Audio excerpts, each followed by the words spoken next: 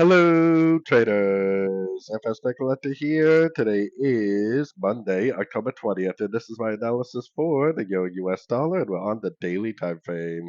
So on the daily time frame, based on the structure, we are definitely still within a downtrend on the daily time frame. We have not broken structure to the upside yet. If it breaks and holds above this 100% right here, then yes, we are definitely back into a bullish market.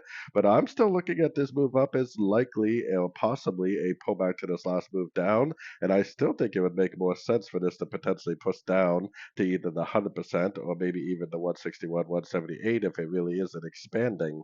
So going down to the 1 hour time frame, we definitely did get a pretty impulsive move down right here.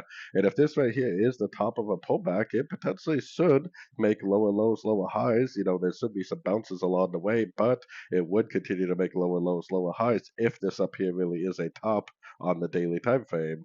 Now, the thing is, we don't really know that it's a top. So if we do get a Fibonacci retracement bounce, then a break of structure to the upside, which currently our structure is right here.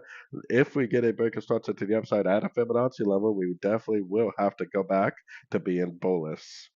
So anyways, don't forget to check out my website linked over here in the corner. And as always, thank you for watching and happy trading.